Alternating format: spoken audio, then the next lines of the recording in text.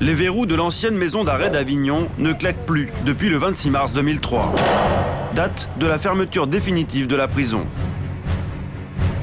Ce lieu exceptionnel de 7000 m² va bientôt connaître une nouvelle vie. Laquelle, les Avignonnais semblent tous avoir leur petite idée.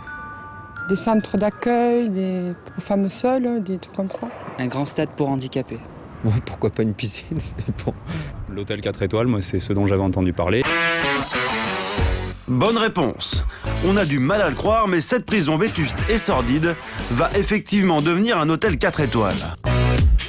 Transformer la sinistre prison en palace, c'est le défi que se sont lancés plusieurs architectes, parmi eux Teddy Ravin. Pour cette première en France, son cabinet d'architecture a tout à inventer. On utilise en fait l'architecture aujourd'hui pour recréer des chambres d'hôtel. Donc on peut avoir des petites cellules individuelles.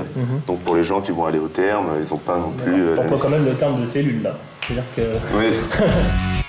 Difficile en effet d'oublier l'identité de ce lieu. Aujourd'hui, Teddy Ravin, l'architecte, se rend en personne à la prison Sainte-Anne. Sur place, c'est Michel Moreno, fonctionnaire mandaté par les domaines, qui organise les visites pour les acheteurs potentiels.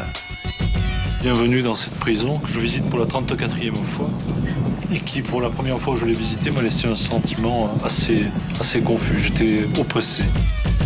Une autre personne s'est également invitée, Michel Kovacs, un infirmier qui, lui, a travaillé 12 ans dans la prison. Voici le petit corridor qui permettait autrefois d'accéder au parloir.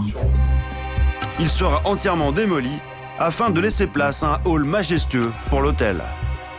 Transformer ces cellules de 16 m² en chambres 4 étoiles, un vrai casse-tête. Mais l'architecte a son idée. On utilise l'espace et le volume tel qu'il est. On va juste intervenir sur la fenêtre existante.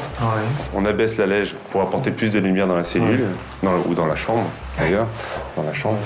Et on crée en fait une chambre double, donc immobilier, télé, etc., placard, et une douche individuelle par chambre.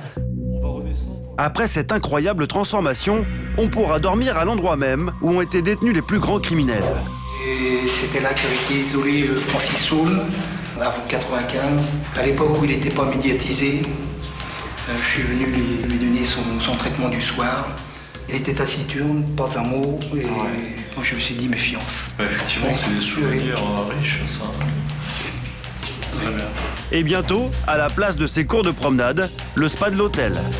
Toutes les petites cours qui se situent ici et de l'autre côté seront démolies pour mettre le grand bassin des thermes, le solarium et les accès au bassin qui sont les cellules conservées. Dans l'espace ainsi créé, une piscine de 25 mètres à moitié découverte et un solarium. Sur les côtés, des espaces fermés pour les bains aux huiles essentielles ou au lait. Et au fond de l'actuelle cour, un mur végétal à des années-lumière de l'ambiance carcérale. Enfin, au dernier étage, 2 suites royales de 120 m² avec bassin privé. Fini la détention, place à la détente, de luxe. Est-ce que c'est justifié de faire un hôtel dans une prison? Je ne pense pas que les murs ont des âmes.